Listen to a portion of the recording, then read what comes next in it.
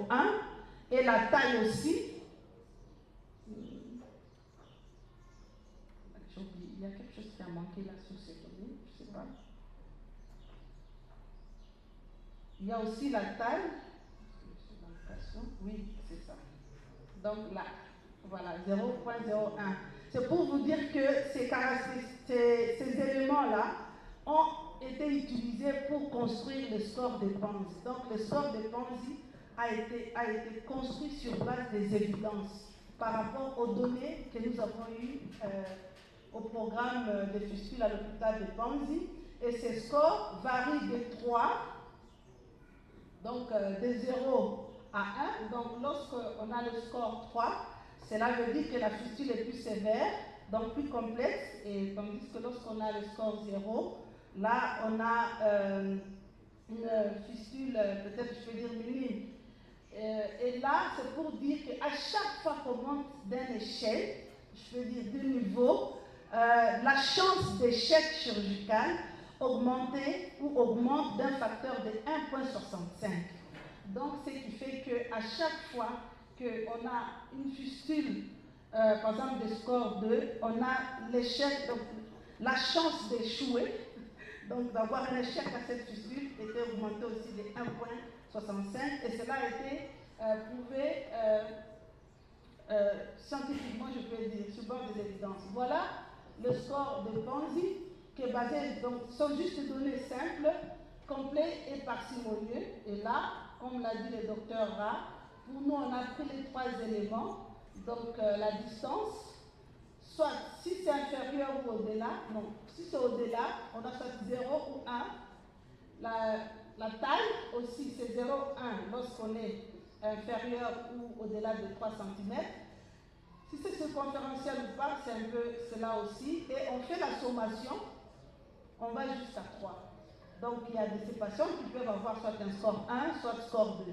Ce qui fait que dans nos données, au niveau de Ponzi, nous continuons à maintenir les 3 classifications, je peux dire, Go, Waldeck et les scores de Ponzi jusqu'à ce jour. Ils sont mis, donc on continue à les utiliser.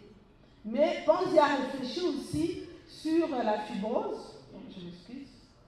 Bon, là peut-être je vais parler de ça. Les limitations, c'était l'échantillon avec peu d'échecs, donc par rapport à cette étude. Ponzi étant un centre de référence, donc les réparations étaient faites par des experts. Et là, on avait peu de données qui prouvaient qu'il y avait d'échecs. Il y avait aussi cette insuffisance pour nous. On a Go, Waldeck. Go ne parle pas de circonférentiel et Waldeck ne parle pas non plus de fibrose. Et entre-temps, pour le type 3, type 2BB de Waldeck, on avait une fréquence faible, je crois environ 3 ou 4 éléments. Ça, c'était le limite. Et là, il était recommandé de compléter les éléments qui manquaient donc, à cette étude et que le score soit utilisé en dehors même du centre tertiaire, en dehors de Ponzi.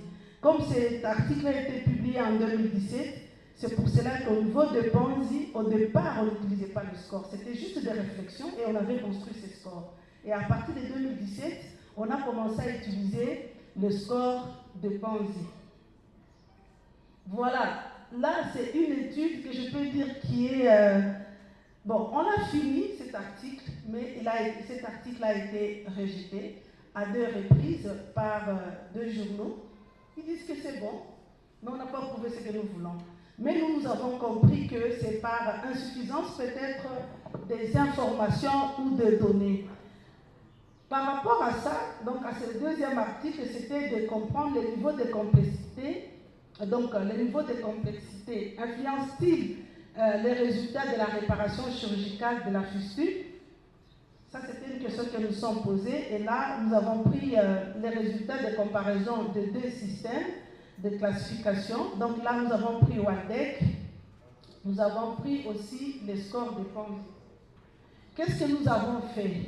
Là, nous avons fait une étude observationnelle qui a utilisé les données de Ponzi, hôpital de Ponzi, de l'hôpital Saint-Joseph et de Île Africa, parce que toutes ces 3 structures sont financées par Fistula Care Plus, donc Ingenda Health, et nous avons pris les données de 2017 à 2019. Vous comprendrez que Saint-Joseph et Île-Africa n'utilisent pas le score de Panzi, mais les deux structures utilisent Waldeck, mais n'utilisent pas Go. Alors, nous avons fait la régression logistique, nous avons fait aussi une analyse des tendances pour tester l'association entre les deux systèmes de classification et les succès de réparation. Qu'est-ce que nous avons eu comme résultat? Ici, donc vous ne voyez pas, je suis désolée. Donc nous avons eu 865 femmes dans toutes les trois structures et le taux de succès, ça veut dire que les femmes qui sont sorties après la réparation étaient de 90,2%, confondues dans toutes les trois structures, et même les taux de continence variaient selon les classifications. Alors là, nous avons fait, parce que c'était d'abord sous le plan des caractéristiques socio-démographiques, là nous avons vu que l'âge moyen était de 34 ans, et je ne sais pas si vous voyez, 34 ans, et nous avons aussi des femmes qui n'ont pas d'éducation, un tiers donc, de cette population était sans éducation. Et nous avons pris ensuite uniquement les données de Panzi. Ça veut dire qu'après avoir analysé les trois structures avec Waldeck, nous avons pris Panzi. Et là, nous avons regardé Waldeck et score de Panzi. Et là, nous n'avons que 292 femmes qui, donc les données étaient faites sur les 292 dossiers. Et là, comme je peux vous le montrer, vous voyez que par exemple, c'est jusque là, ça c'est Waldeck. De l'autre côté, nous avons le score de Panzi. Juste en regardant, vous pouvez voir qu'avec Waldeck, la classification, 56,5% étaient des types 1. Donc, selon la classification de Waldeck. Tandis que lorsqu'on regarde, pour dire que s'il y a la complexité, c'est peut-être les 40 autres % qui avaient plus de complexité. Et ce sont les mêmes données, les mêmes personnes, j'insiste. Tandis que le score de Panzi, nous n'avions que 7,5% pour le score 0, où on peut dire que ce sont des fistules qui n'étaient pas vraiment complexes. Et la complexité, juste lorsqu'on a un seul élément de complexité, on peut dire qu'il est déjà une fistule complexe. Donc plus de 82-80% avaient déjà un score au-delà de 1.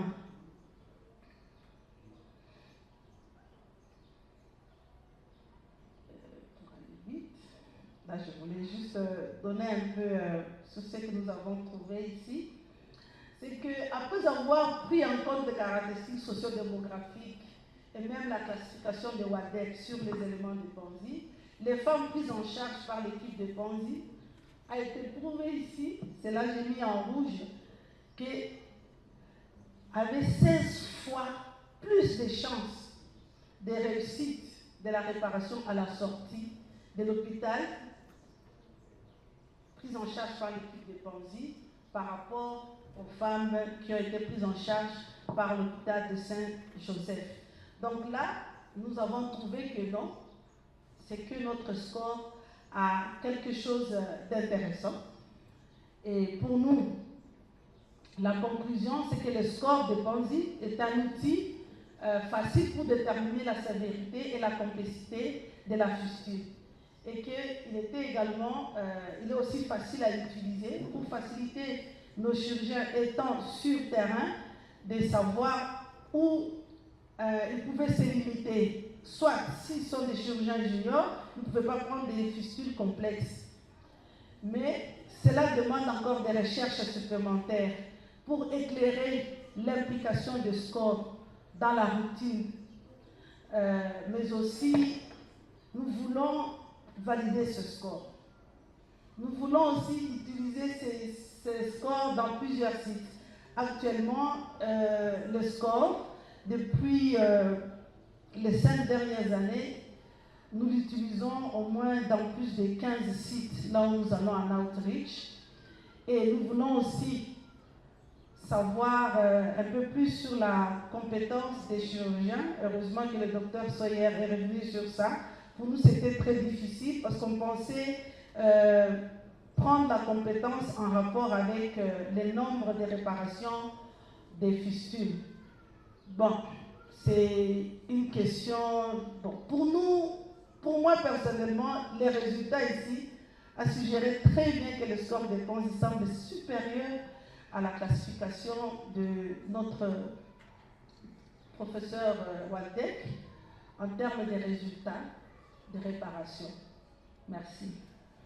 Peut-être que le professeur Mukwege pourrait ajouter si je n'ai pas expliqué tel qu'il voulait que ça soit. Ok, merci beaucoup, docteur Tina. Je pense qu'on a un timing pour les questions et les commentaires. Alors, on va donner la parole au docteur Priska, qui va nous parler maintenant du corps étranger dans un contexte de viol. Docteur Priska.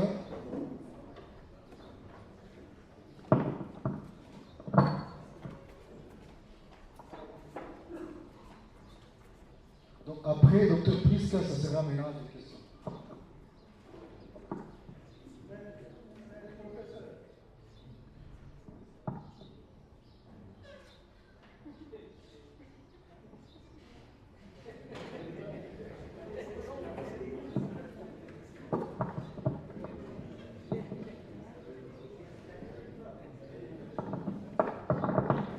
Bon après-midi à tous.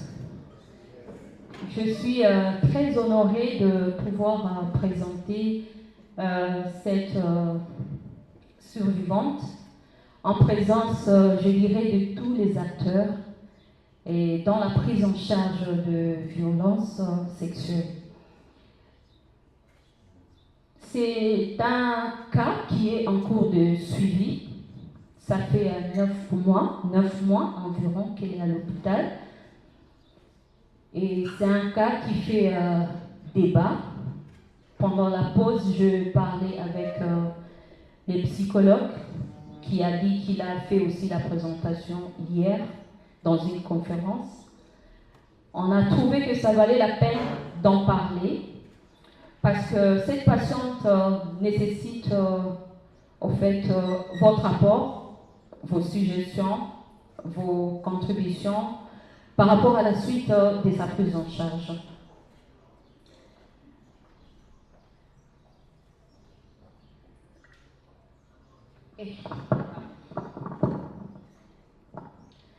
Le viol attend des conflits. Nous sommes à l'est de la République démocratique du Congo, qui est une région en guerre, vous le savez tous.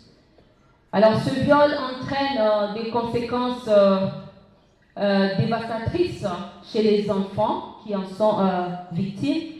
Et ces conséquences sont souvent physiques et psychologiques. Nous allons vous présenter une jeune fille de 17 ans qui a été admise à l'hôpital de Panzi en novembre 2023 pour prise en charge holistique post-agression sexuelle. Dans ses antécédents, elle est deuxième de sa famille. Elle a grandi avec sa grand-mère parce que sa mère s'était remariée à un autre homme.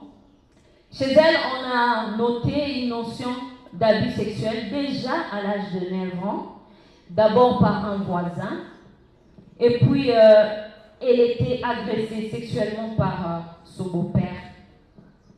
À 14 ans, elle était kidnappée par les hommes armés, c'était en mars 2020.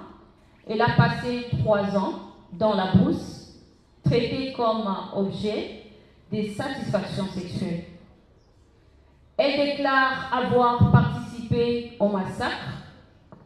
Elle a tué. Elle déclare avoir mangé de la chair humaine. Et c'est là 3 ans durant. Un jour, elle va parvenir à s'échapper pour Pour arriver dans un village, elle a passé 3 jours de marche seule dans la forêt.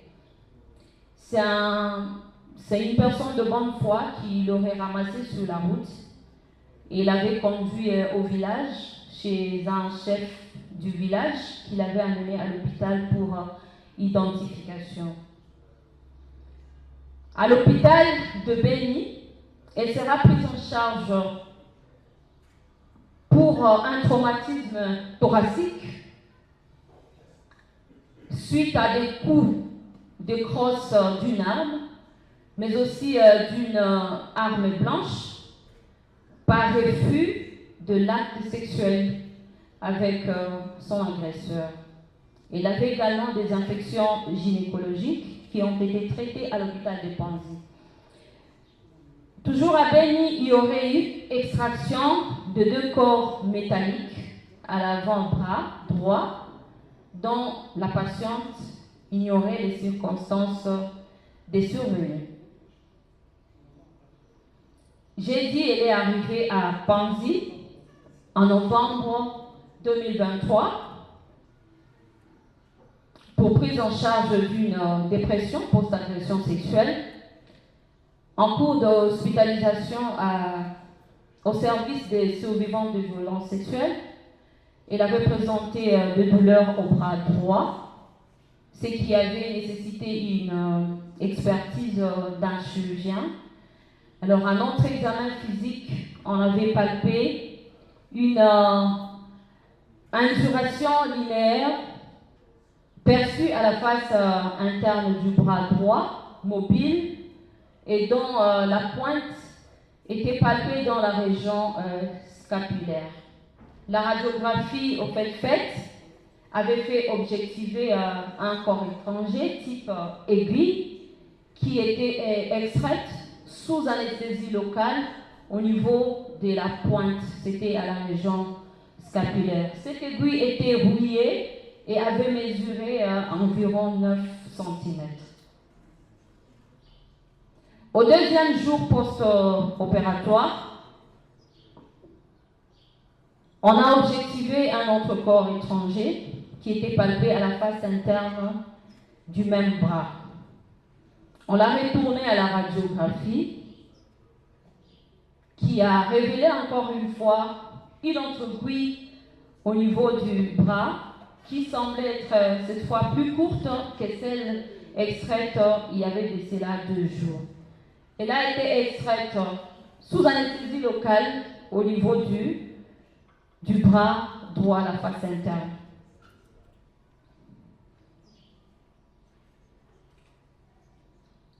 Sept jours après, elle a dit qu'elle avait encore des douleurs au niveau de la cuisse gauche. On l'a amenée au service des radiographies et on a objectivé qu'elle avait un autre corps étranger, une aiguille, s'il faut parler directement pour gagner le temps. Elle avait une autre aiguille au niveau de la cuisse gauche. C'est là que nous avons commencé à nous poser des questions, en fait, par rapport à la présence de ces aiguilles. Comme chirurgien, on s'est demandé si ces aiguilles étaient introduites lors de l'agression sexuelle dans la forêt. C'était la première question. Mais aussi, on s'est interrogé pour savoir si c'est la victime elle-même qui s'introduisait ces aiguilles-là. Nous avons procédé à une radiographie du squelette pour essayer d'identifier s'il n'y avait pas d'autres aiguilles éparpillées dans le corps. Comme vous pouvez voir, on a objectivé que la seule aiguille qui était signalée déjà au niveau de la cuisse gauche. Partout ailleurs, il n'y avait pas des aiguilles à ce moment-là. Cette aiguille a été extraite sous anesthésie locale également. Mais les suites opératoires étaient marquées par un refus de s'alimenter, des insomnies, des pleurs incessants, ce qui nous avait poussé à demander l'avis du psychiatre pour éliminer un trouble du comportement face à la présence de ces aiguilles. On a poursuivi sa prise en charge au service des psychiatries sous un traitement bien suivi et contrôlé par les psychiatres. Mais à 14 jours de suivi au service des psychiatries, elle va se plaindre encore une fois de douleurs au bras gauche et au niveau de la cuisse gauche. La radiographie a été faite encore une fois et on va objectiver des aiguilles au niveau du bras gauche et au niveau de la cuisse gauche. Ces aiguilles seront également extraites sous anesthésie locale. On s'est encore arrêté, mais on s'est dit que, bon, apparemment, on ne s'est toujours pas trouvé là où elle garde ces aiguilles. C'est possible que ça soit sur elle, dans ses objets. Alors, on a procédé à fouiller ces objets. Et après, il a été décidé un suivi approprié à la Cité de la Joie, qui est un centre beaucoup plus sécurisé et où elle pouvait en même temps bénéficier d'une prise en charge psychologique, mais aussi en même temps, elle pouvait apprendre à faire des petits travaux de réinsertion sociale. À la Cité de la Joie, quelque temps après, elle va se plaindre de douleurs encore une fois à la cuisse gauche et une impotence fonctionnelle au membre inférieur droit. On va nous la renvoyer à l'hôpital. Nous allons faire des radiographies. Comme vous pouvez le voir, il y avait des nouvelles aiguilles avec une qui était en morceaux au niveau de la cuisse gauche. Comme elle avait mal, on a extrait ces aiguilles, encore une fois sous anesthésie locale. Une semaine plus tard, elle est revenue à l'hôpital avec une autre plainte. Cette fois, c'était des douleurs hypogastriques. La radiographie du bassin avait été faite. Elle a fait objectiver une aiguille horizontale au niveau du pelvis. On a décidé avec l'équipe des chirurgies de ne pas toucher. Cette fois, il fallait vraiment la laisser tranquille. Elle est retournée à la Cité de la Joie, mais elle a développé un ballonnement abdominal avec un transit conservé, suivi d'un affaissement spontané de l'abdomen. À ce moment-là, on pensait avec l'équipe de la chirurgie faire une exploration par voie laparoscopique, parce que quand on avait vu qu'il y avait un ballonnement, on pensait qu'il y aurait probablement une perforation, mais l'abdomen s'était affaissé spontanément. Quand on avait fait la radiographie, contrôle, on est passé d'une aiguille à 3 aiguilles au niveau abdominal. Nous l'avons revu à l'hôpital, c'était au mois d'avril. Elle avait des plaintes au niveau de bras et de membres pelviens. On a fait également la radiographie de contrôle ASP, vous pouvez voir. On a objectivé qu'on n'avait plus 3 aiguilles, mais cette fois on était passé à 4 aiguilles, dont 2 au niveau de la région pelvienne et d'autres aiguilles au niveau des membres. On a extrait 4 aiguilles supplémentaires au mois d'avril. Elle est revenue encore au mois de mai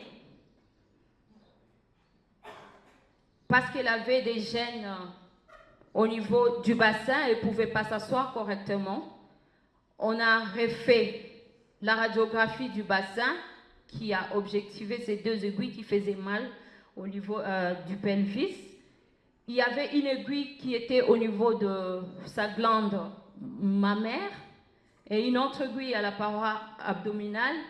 Il y avait d'autres aiguilles éparpillées au niveau de membres membres thoraciques et aux membres pelviens.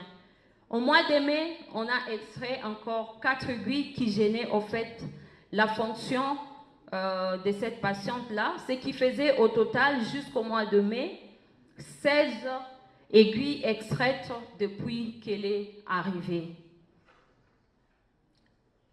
Alors, selon les rapports du psychiatre, il y avait également des hypothèses par rapport à sa pathologie.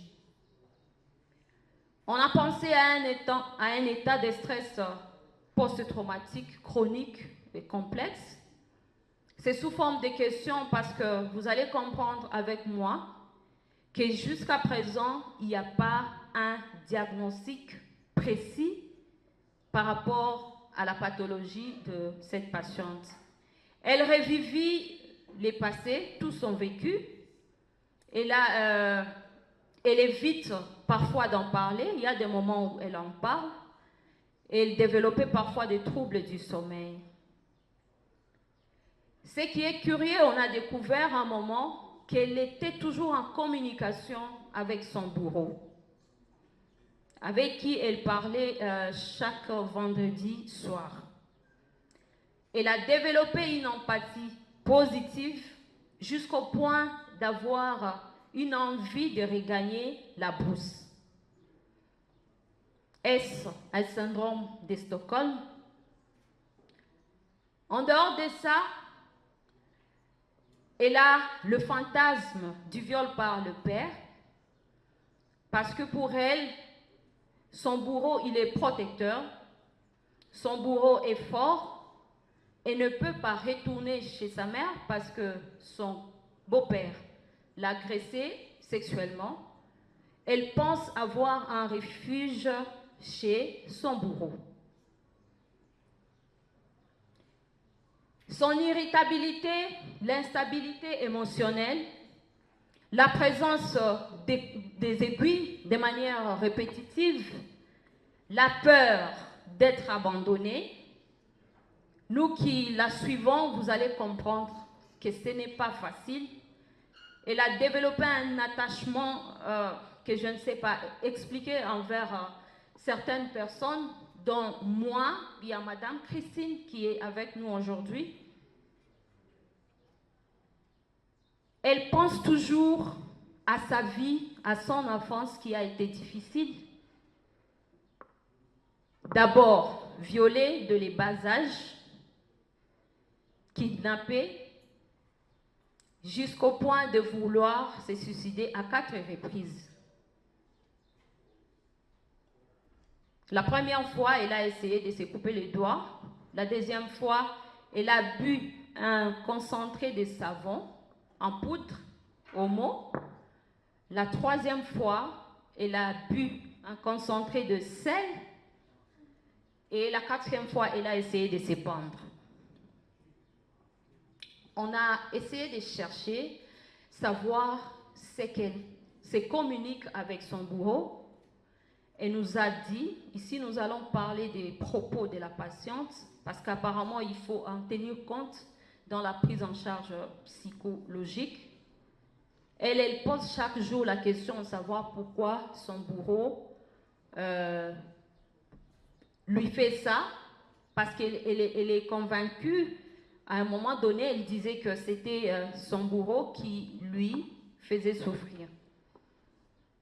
Et le bourreau qui répond toujours qu'elle ne pourra guérir de ses aiguilles que si elle décidait de retourner vivre auprès de lui. De l'autre côté, quand elle se décide de pleurer, elle pleure jusqu'à faire pitié. Elle dit que se sent triste. Elle souffre des propos et regards des gens qui disent qu'elle s'introduit elle-même les aiguilles. Et elle préfère mourir. En conclusion, pour atterrir, la prise en charge de cette survivante constitue un défi si nous nous basons sur la prise en charge suivant le modèle holistique, qui est évolutif et dynamique, le volet médical entamé, le volet psychosocial entamé, la réinsertion sociale entamée, nous avons encore le volet juridique qui n'est pas encore entamé. Je suis ravie que le juriste soit dans cette salle.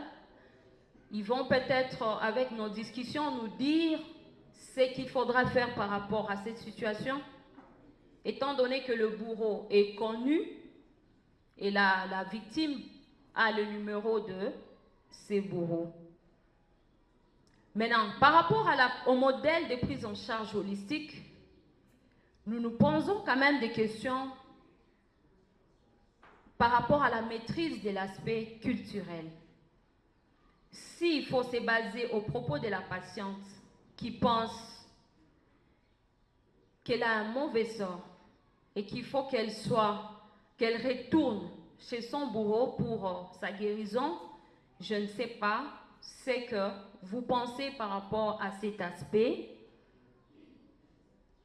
et quel serait également l'apport des différentes croyances pour avoir une réponse efficace dans la prise en charge holistique. Vos apports, vos contributions nous seront de grande utilité pour la suite de la prise en charge de cette survivante. Je vous remercie.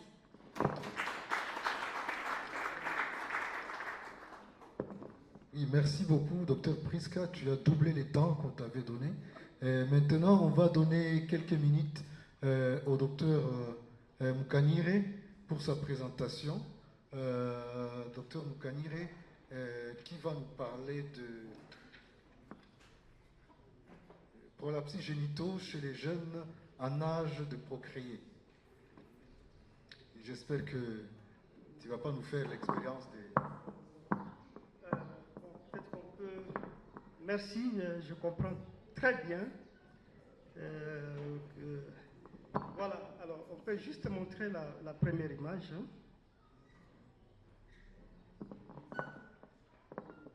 Oui, alors nous avons cette image devant nous. C'est un prolapsus de 3e degré et c'est surtout chez les femmes en âge de procréer. Dans la littérature, on connaît ce qui est la problématique. Au Congo, il y a vraiment un problème. Donc, pas de prévalence pour cette pathologie. Au Katanga, on avait 1 à 2%, donc 1,2%. Chez nous, ici, selon un rapport d'activité, depuis 1999 à 2019, on a opéré autour de 6000 cas. Et lorsqu'on voit la fréquence aussi des opérations de fistule, on a un ratio de 2/5. Donc la problématique ici, c'est que c'est redonner la dignité et conserver la maternité, conserver la fertilité.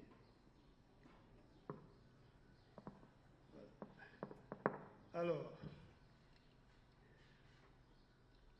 il y a, pour ce qui est de la prise en charge, on connaît, il y a la voie vaginale, la voie abdominale, mais nous avons voulu comparer 2 types de techniques, la sacrospinofixation et la fixation aux utérus sacrés.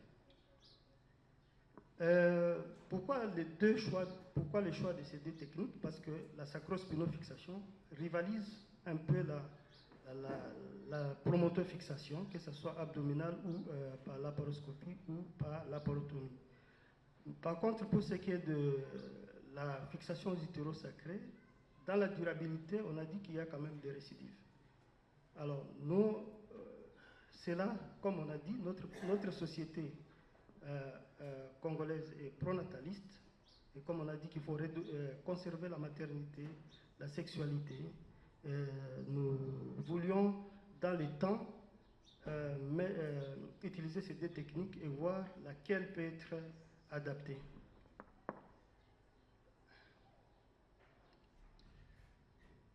Alors, les objectifs, c'était juste donner la prévalence, la fréquence de ces prolapsus chez les femmes en âge de procréer, les facteurs de risque, la clinique, et aussi l'efficacité pour ce qui est de la qualité de vie. Alors, ce schéma ici est quand même très capital. Si nous regardons bien, nous allons voir que au niveau de la population, c'est là où nous avons ces femmes sont cultivatrices, elles sont pauvres et moins instruites. Nous sommes dans une population, société pronataliste. Alors, au niveau de l'environnement, nous avons des facteurs de risque. Au niveau des structures, nous avons insuffisance de matériel, n'est-ce pas, pour des prises en charge. Et ici, pour ce qui est des personnels, le personnel parfois n'est pas formé et d'autres ne sont pas compétents. Alors, tout ceci concourt à ce que nous ayons une augmentation de la fréquence du prolapsus. Okay. Alors, nous, pour restaurer la dignité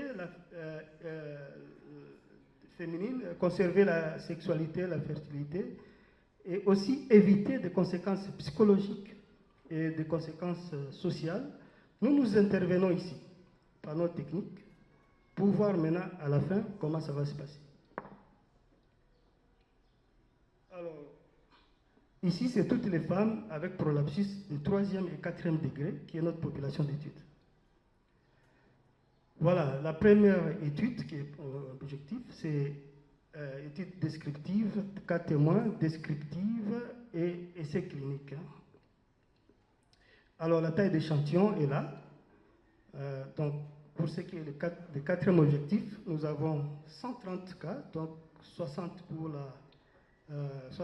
pour la sacrospinofixation et 65 pour la fixation aux utérosacrés. Voilà, je montre la statistique. Alors, pour ce qui est des critères de jugement, nous avons, donc pour dire quelle technique est efficace, c'est lorsqu'il n'y a pas assez de complications. Alors, première étude, ici nous avons vu la première étude, qui est le premier objectif pour nous, c'était, ça concernait toutes les femmes qui sont ménopausiques et non ménopausiques. Et nous avions une fréquence de 48,6%. Et on a vu que la parité médiane était de 7. Alors, si on regarde la sacrosfixation, parmi toutes les techniques qui ont utilisées pour toutes ces femmes-là, il y avait, comme on a dit, sacrospinofixation, fixation aux ligaments hétérosacrés, l'hystérectomie et même la promotofixation. La sacrospinofixation était utilisée à 17%. Voilà les complications. Alors, deuxième objectif, vous verrez que ce qui est important, c'est l'indice de masse corporelle qui est inférieur à 18,9 et il y avait un risque important pour développer le prolapsus. L'accouchement de gros fœtus multipliait les risques par 4. Par contre, la césarienne est protecteur comme facteur. Voilà la multiparité, l'accouchement, les antécédents de hernie. Voilà, la prévalence pour ces femmes jeunes était à 5,1%. La sensation de boule vaginale ou masse intravaginale, c'était chez toutes les patientes. Mais ici, il faut seulement signaler que la plupart de ces patientes, parfois, venaient même à 6 ans après cette pathologie pour se faire soigner. Alors, on avait au stade 3, donc l'incontinence urinaire de fort. Les stades prédominants, c'était les stades 3. Alors, pour ce qui est du traitement, à court terme, on peut dire tout simplement que la sacrospinofixation n'avait pas assez de complications parce que quand on regarde, on compare les deux, vous avez les hémorragies, on avait un risque par rapport à la fixation qui était multiplié par 10. La ligature urétérale, le risque était multiplié par 2. Les infections vaginales, le risque était multiplié par 21. Pour ce qui est de la conclusion, ça m'a dit que à l'étape actuelle, c'est quand même une technique qui peut être recommandée. N'est-ce pas, qui peut être recommandée. Et nous avons vu des facteurs de risque sur lesquels peut-être on peut agir. Alors, pour ce qui est perspective, je dirais tout simplement que nous pouvons aller un peu plus loin dans les recherches fondamentales pour ce qui est des recherches fondamentales pour ce qui est de prolapsus. Donc, pour terminer, je remercie tous ceux qui nous ont encouragés, parce que là, ce sont des résultats en cours de travail. Et donc, nous remercions tout le monde qui nous a encouragés. Et ce travail, c'est pour les femmes. Donc, Madame Christine, vous vous retrouvez parce que vous êtes parmi les gens qui nous ont encouragés, le professeur Mukwege. Mais ce travail ici, je l'ai aussi fait. Je l'ai dédié aussi à ma grand-mère qui a été tuée pendant la guerre de 1996. J'ai dit et je vous remercie.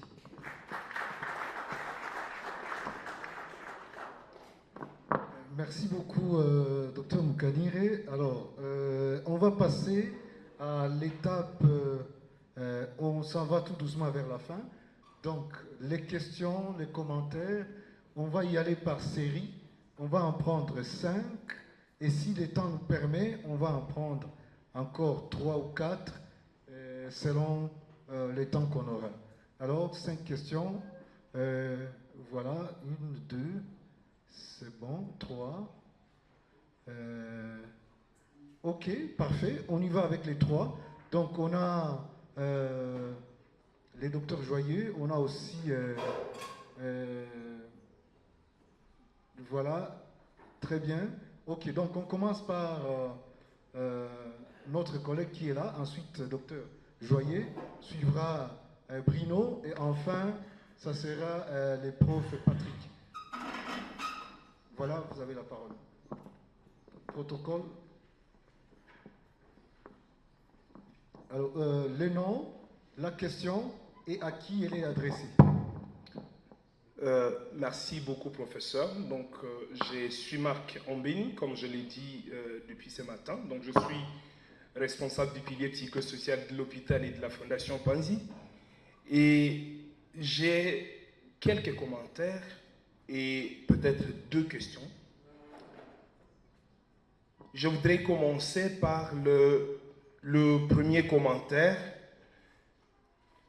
C'est lorsque Dr Tina était en train de parler justement de complications, lorsqu'elle a parlé du modèle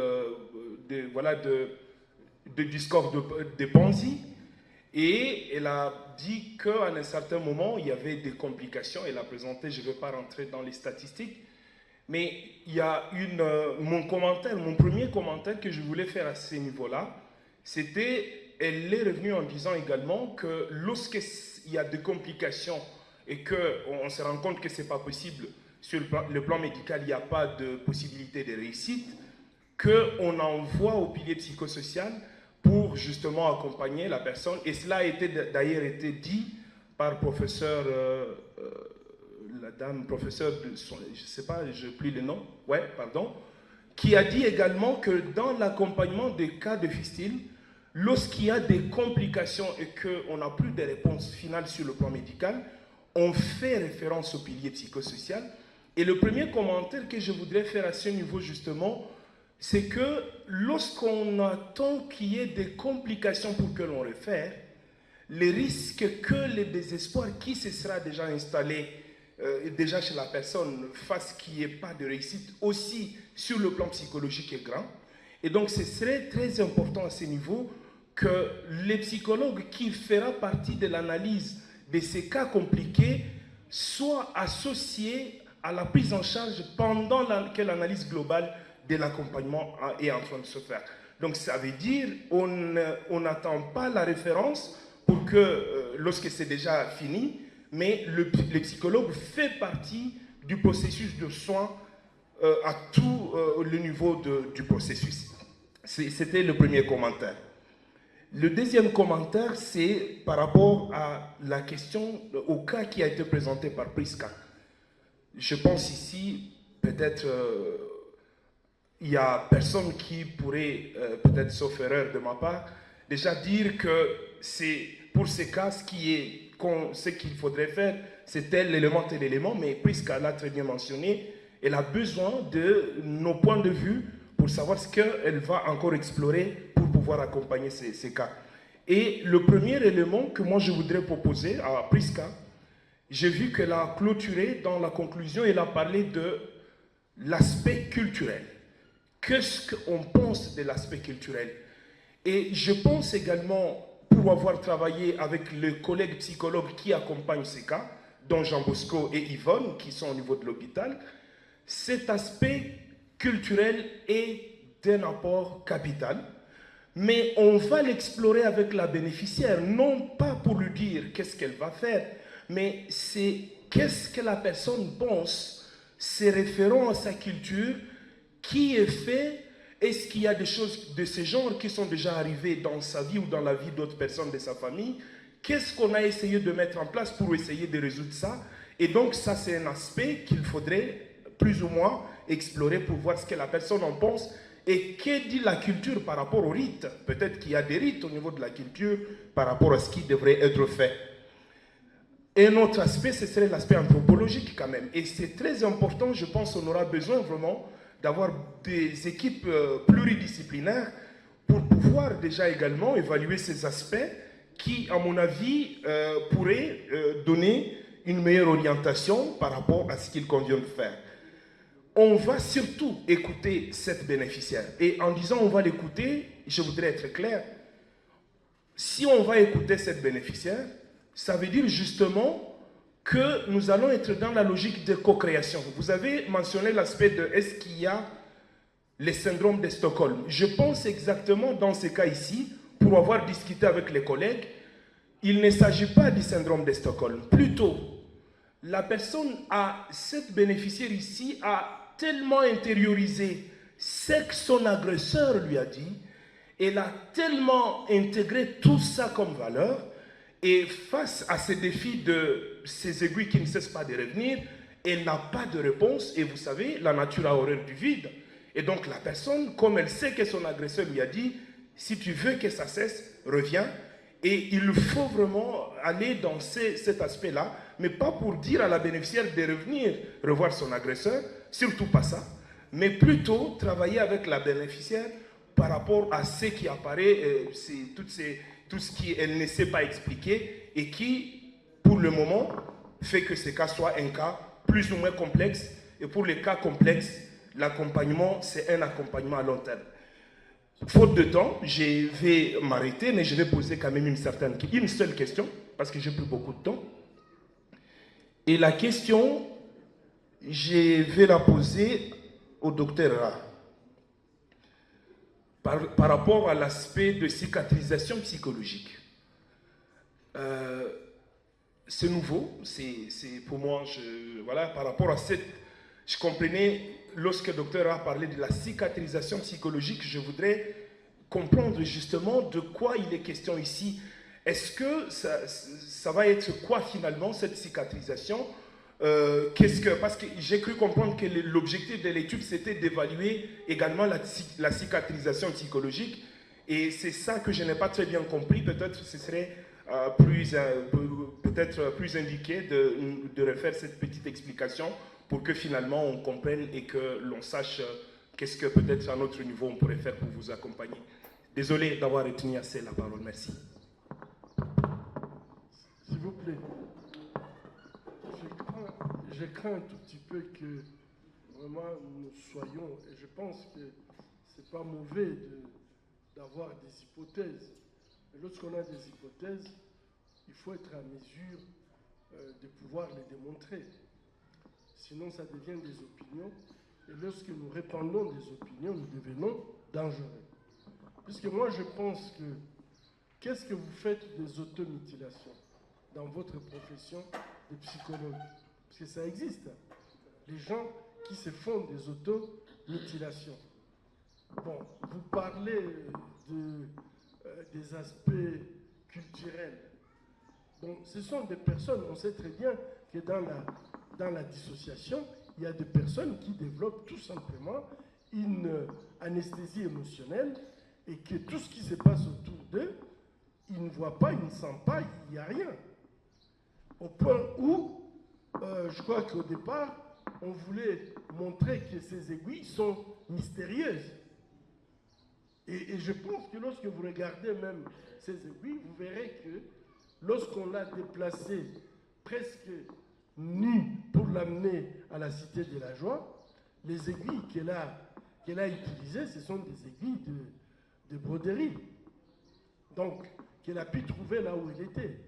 Alors, je pense que commencer à spéculer et rendre ces cas mystérieux et que le psychologue puisse essayer de nous montrer des aspects culturels par rapport à ça, moi, ça me fait peur. Puisque je crois que les automutilations, ça existe, et les suicides, ou même les signes pré-suicide, donc des signes d'appel, ça existe.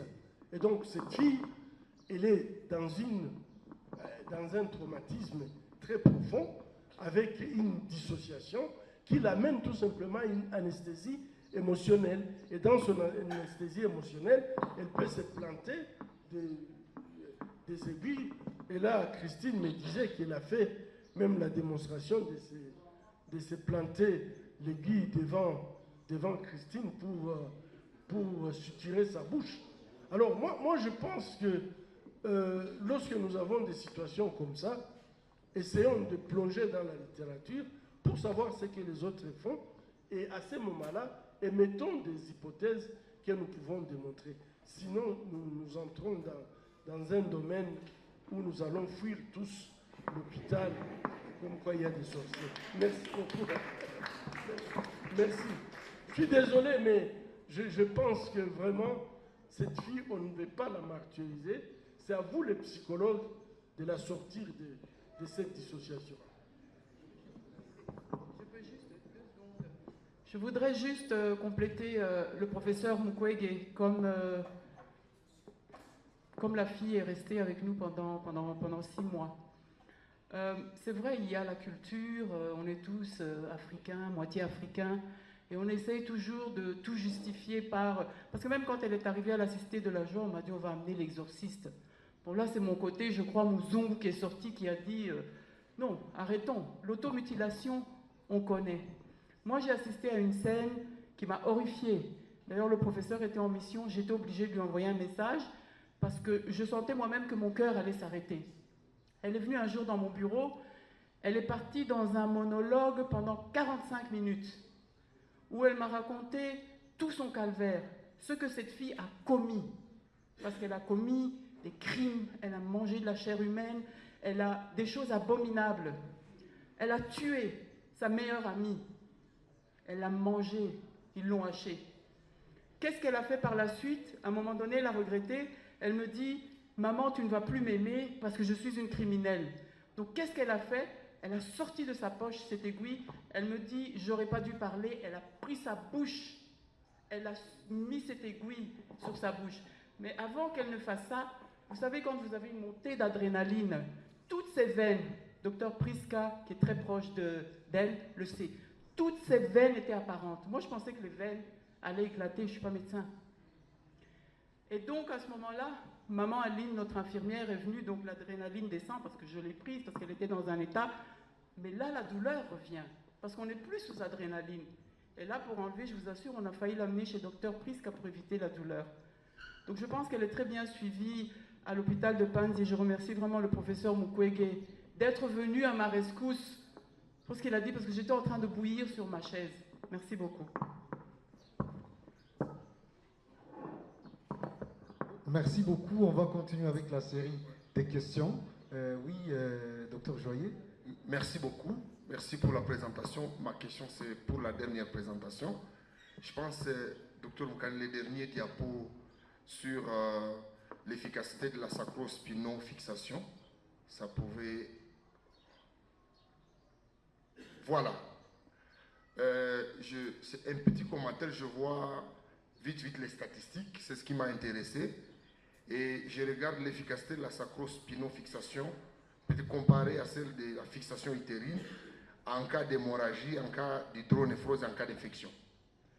Je suis très curieux, parce que je vois, vous avez mis 10 comme haut de ratio, et je vois l'intervalle de confiance.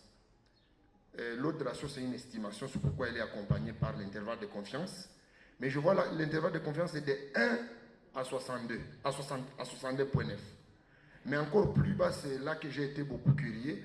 Je vois, lorsqu'une femme avait des infections vaginales, la sacro-spino-fixation donc, pouvait donner de bons résultats avec 21% de chances. Mais l'intervalle de confiance est de 1 à 444. Je peux vous l'avouer, c'est la première fois que je vois un intervalle de confiance comme ça. Mais je suis curieux sur la taille de l'échantillon, docteur. Est-ce que vous avez vraiment une taille de l'échantillon bien calculée?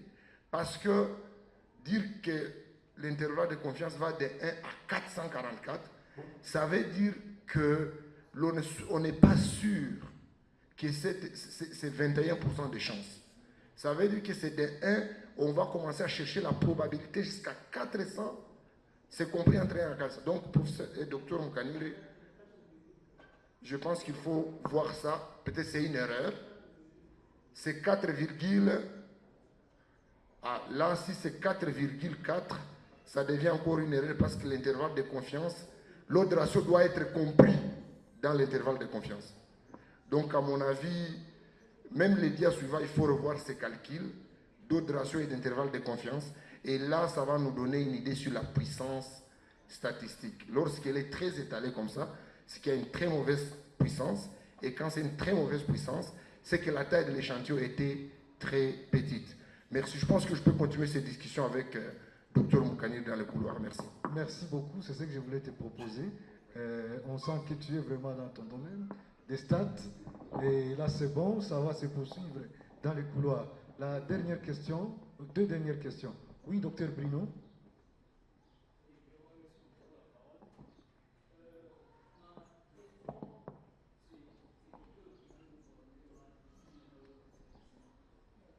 Ma première question s'adresse au docteur A. Je n'ai pas compris la durée de votre étude. Et puis je trouve que c'est une étude qui n'est pas aussi facile. Je vous félicite beaucoup par rapport à l'étude. Mais ce que je voulais comprendre, c'est que comment est-ce que vous allez faire la cartographie? Parce que par rapport à la durée de l'étude, je ne sais pas comment vous allez... quelles sont les stratégies que vous allez prendre pour suivre vraiment ces filles, peut-être qui sont actuellement de grandes dames. Quelles sont les stratégies que vous allez utiliser pour voir le devenir obstétrical de ces femmes qui ont été violées? Ça, c'était une question. Mais aussi, j'avais une question... T'en avais deux alors? Ah oui, j'en avais deux pour Dr Moukani. Je m'excuse beaucoup. Il y a deux techniques. Vous avez parlé de la sacro-spino-fixation et de la fixation aux utéraux sacrés. Au cours de l'étude, je ne sais pas comment a été votre méthode. Quand est-ce que vous décidez que pour telle patiente avec prolapsus, en âge de procréer, pour celle-ci, vous allez utiliser la sacro-spino-fixation et pour l'autre, vous allez utiliser juste la fixation aux utéraux sacrés. Ok, merci beaucoup. C'est tout comme question? Ok, la dernière question au prof Patrick. Entre-temps, je pense que si je peux résumer, on a 3 questions. auxquelles on doit répondre. Une question qui était adressée au docteur Priska, ensuite docteur Ra, 2 questions. Et voilà. Professeur, vous avez la parole. Merci beaucoup pour la parole accordée. Ma première question, c'est pour Raha. Vous avez parlé un peu des critères d'inclusion pour votre première étude là, sur la revue. Je voulais savoir ou avoir des précisions sur les critères d'inclusion des sélections des journaux que tu avais considérés dans l'étude. Mais aussi, vous parlez des doublons d'articles. Je voulais savoir, vous faisiez allusion à quoi? C'est un même article publié par le même auteur ou c'est un même article avec même contenu ou quoi? On veut avoir des précisions sur ça. La dernière question, c'est pour Tina. Je voulais savoir pour le score des PANS, comment vous pensez procéder pour valider ces modèles? Mais aussi, est-ce qu'il n'y a pas le modèle de Valdec, il n'y a pas d'autres modèles dans la littérature qu'il faut utiliser pour être sûr de votre score de PANS? Et comme commentaire, toujours pour Tina, l'article là qui a été rejeté 2 fois, je pense qu'il ne faut pas être déçu, ça c'est normal. Il serait important juste de voir ces commentaires que les 2 revues ont donnés, vous les incorporez pour améliorer l'article et le resoumettre dans une autre revue, mais aussi regarder aussi l'impact facta de ces revues. Merci beaucoup. Ok, merci beaucoup. Alors, on va demander à nos orateurs de venir répondre aux questions. On commence par Dr Priska. Tu avais une question, je crois? Non, c'était un commentaire. Ok, alors on passe directement la parole au Dr Ra. Merci beaucoup pour l'intérêt que vous portez à nos recherches. Vous nous avez posé la question par rapport à la cicatrisation psychologique. C'est vrai, j'ai abordé juste un petit aspect de notre recherche parce que ça contient les 4 piliers. Mais qu'est-ce que moi je vais? Il y a d'autres outils que nous allons utiliser avec le psychologue, les collègues, parce qu'on évalue les 4 piliers au même moment. Mais moi, je m'intéresse sur la partie génitale traumatisée. Il y a un outil d'évaluation de l'image génitale qu'on peut discuter avec vous. Et nous, on s'est dit, on va essayer un peu d'évaluer la cohérence de la perception de la personne avec les types de lésions qu'on avait pour essayer un peu de comprendre est-ce que même la prise en charge psychologique a été efficace par rapport au traumatisme physique que nous avions réparé. Donc, on va essayer un peu de mixer cela, mais vos apports sont toujours le bienvenu. Deuxièmement, on vient de nous poser la question par rapport aux journaux, comment on les a sélectionnés. D'abord, c'était des journaux de pairs où on a eu à sélectionner. Et deuxièmement, c'était des journaux ou des articles écrits en français et en anglais. Et pour les doublons, au total, on avait 962 articles. Les doublons, c'était des articles qui ont été éliminés parce qu'on a utilisé l'équation de recherche pour chaque base de données, comme on a dit. Et à la fin, on s'est retrouvé qu'il y avait des articles qui pouvaient être en double. Alors, avec Covidence, qui est un logiciel de la revue, de la littérature, on a pu quand même détecter ces articles et garder juste un article. On nous a posé la question par rapport à la cartographie, la stratégie, c'est vrai. La première des choses que nous avons fait, c'était d'identifier d'abord les enfants de moins de 10 ans qui ont été traités à l'hôpital. Et comme j'ai dit, on avait les pieds en l'air, parce que j'ai oublié de le dire, que la classification proposée par le professeur Mukwege et l'équipe, c'était une classification qui a été développée sur base des victimes ou des enfants qui venaient vers nous. Mais avec les recherches que nous venons d'évaluer, on trouve que la même interprétation de ces lésions peut se faire jusqu'à 10 ans, selon les statistiques qu'on a eues. Donc c'est déjà un gain. Nous, cliniciens, on peut déjà utiliser la même classification jusqu'à 10 ans d'âge et on aura quand même, sur le plan statistique, le même résultat conclusif. Alors, donc, sélection des patients, déjà de notre base de données. contact de chaque site. C'est vrai qu'ils sont éparpillés, j'ai dit ces défis. Et voilà, nous faisons une descente pour évaluer les victimes. Et notre évaluation a deux parties.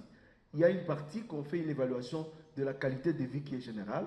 Il y a des outils, nous avons 7 outils que nous utilisons par rapport à cette question.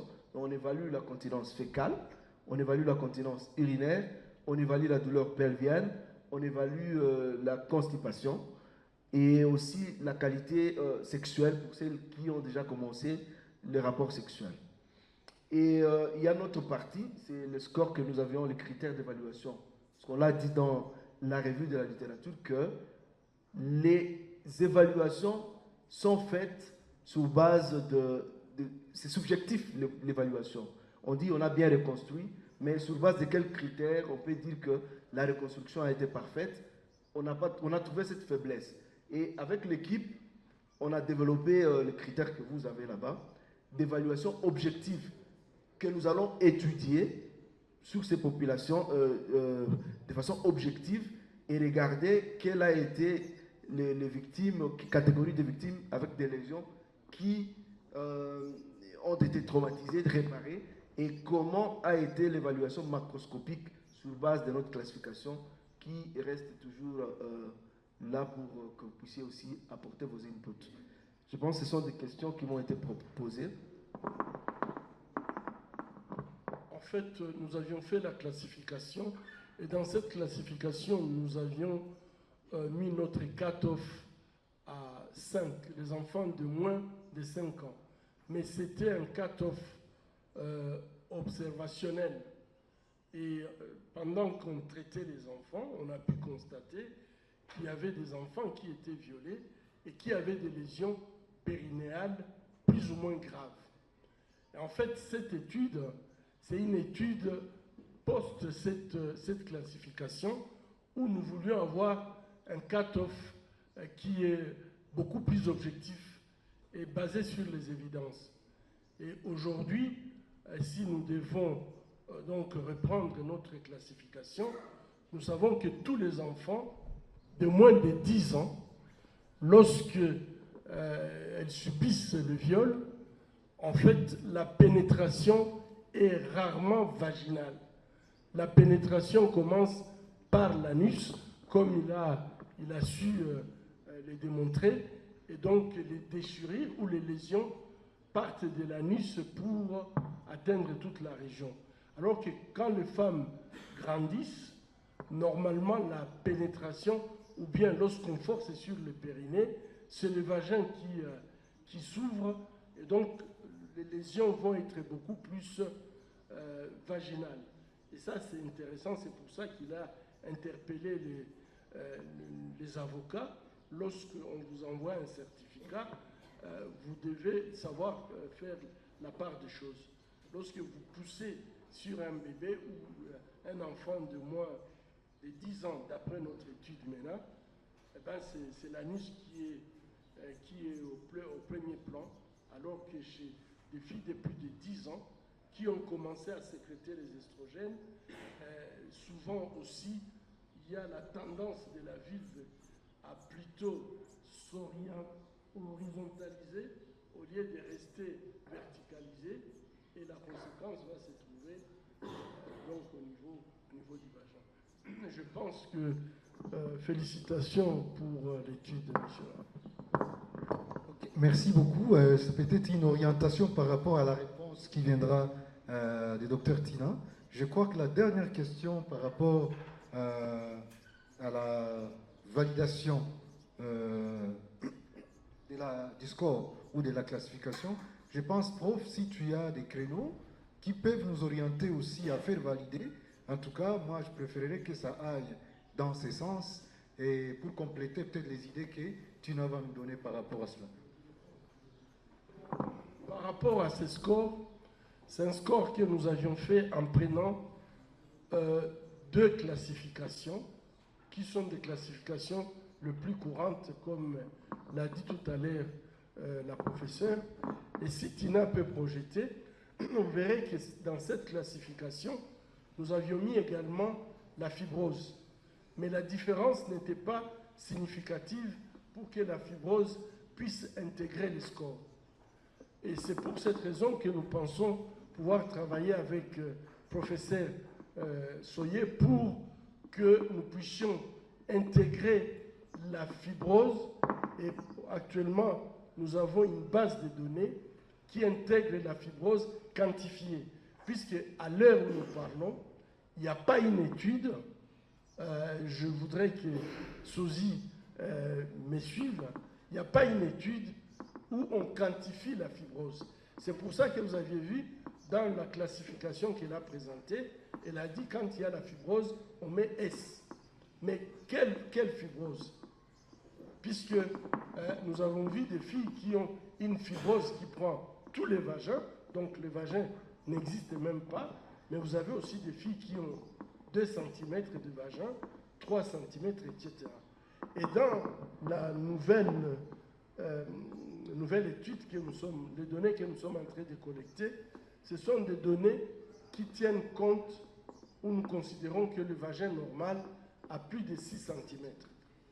Et qu'à moins de 6 cm, progressivement, nous quantifions cette fibrose. Et lorsque, peut-être en travaillant avec la classification des fibroses, on pourrait avoir un score qui va intégrer tous les éléments. Mais là, c'est la première fois aussi qu'on ait un score, une classification qui est basée sur les évidences. Les autres, ce sont des scores basés sur la pratique ou l'expérience. Et ça ne peut pas donner effectivement la même chose. Merci.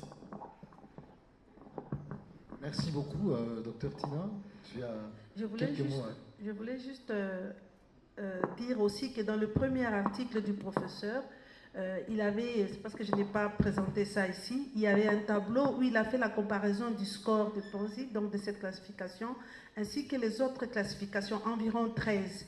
Comme l'a dit cet avant-midi le professeur Soyer, la classification révisée, je pense que ceux-là qui ont suivi, elle a parlé des TAFES, la classification des TAFES. Donc, dans l'article du professeur Mukwege de 2017, il a aussi parlé de la classification des TAFES, parce que TAFES a mis en compte la lésion, donc la localisation, il a mis en compte le size, donc la taille, mais aussi il a parlé de des circonférentiels, tel qu'aussi suggéré par le score de Ponzi. Mais la différence est que nos données étaient prouvées scientifiquement, tandis que pour TAFES, c'était sur base d'expérience et de pratique. Et c'est ainsi que, par exemple, pour le deuxième article, là, nous avons mis aussi en compte la classification de l'OMS, comme l'a dit le docteur Soyer. Et nous, c'était sur base de données que nous avons eu les résultats.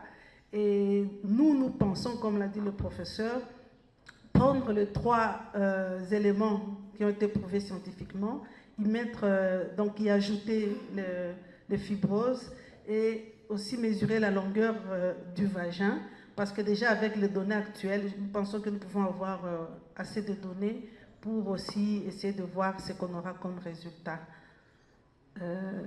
C'est vrai, pour le deuxième commentaire, c'était le même peer reviewer pour les 2 journaux, le même.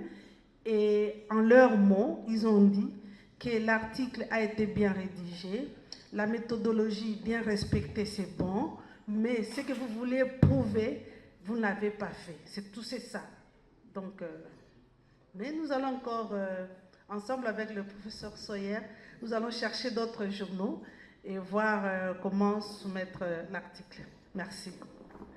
Okay, merci beaucoup. Je pense que pour la séance de questions, on va arrêter par là. Il y a une petite surprise pour nos invités. We have a surprise for our guests. And for this moment, I'm gonna give some place to Professor Mukwege for this ceremony.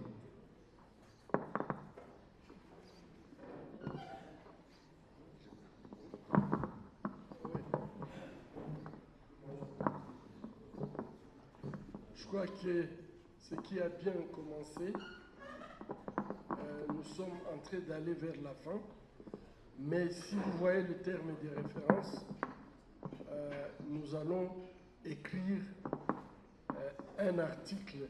C'était prévu dans les termes des références.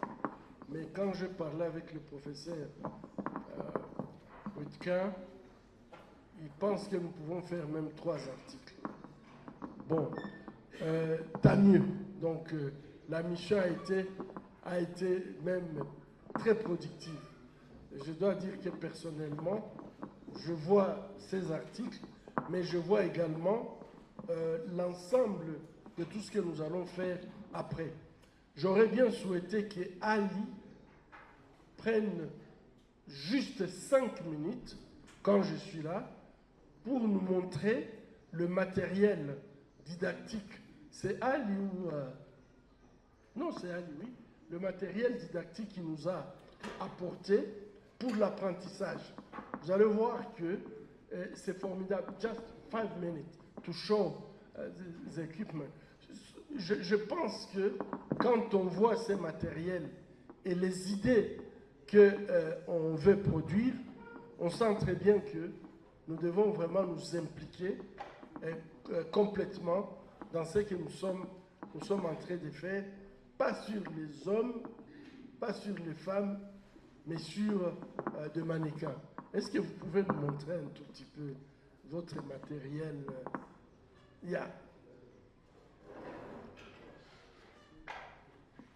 J'avais souhaité, maintenant il est 16 heures, j'avais souhaité qu'il nous fasse une démonstration pour que nous sachions pouvoir continuer nous-mêmes à utiliser, mais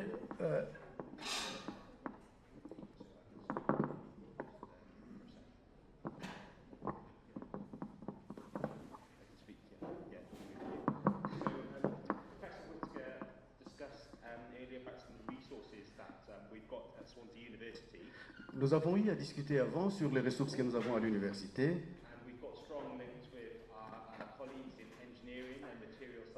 Et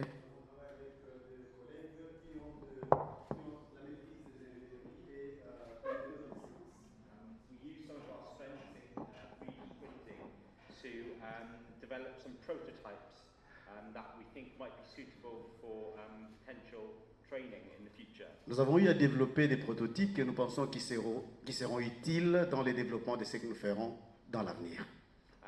I can just quickly show you what we've developed. Je pourrais rapidement vous montrer ce que nous avons eu à développer. We have the pelvic rim. Et là, nous avons un modèle pelvique. Muscles replicating the pelvic floor. Souvent, c'est la partie pelvienne, le muscle pelvien.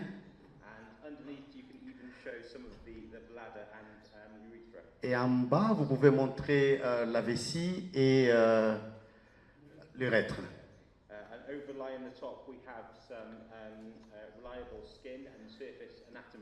Au-dessus, vous pouvez voir la peau et l'anatomie surfacielle.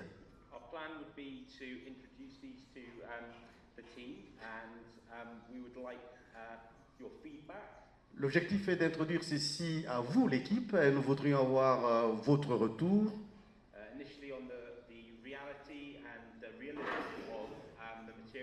Initialement pour les réalités et l'usage et l'utilité des matériels.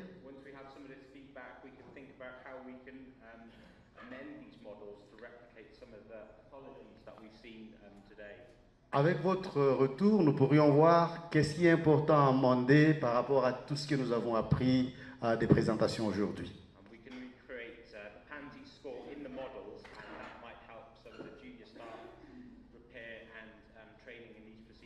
Alors, nous pouvons revoir la classification PANSI avec le modèle revu.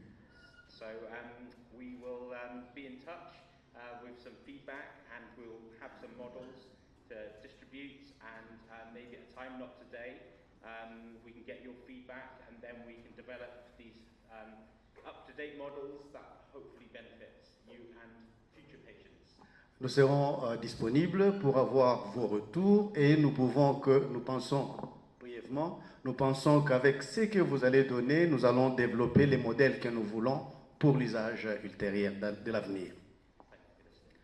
Merci pour m'avoir suivi, écouté.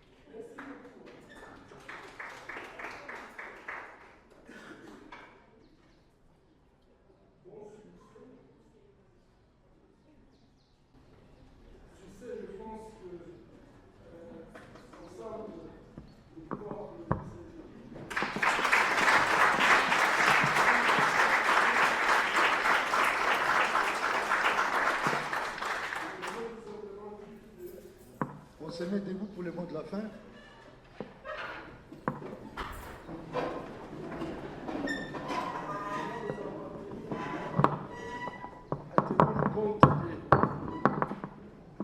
Nous allons tenir compte du dessin holistique que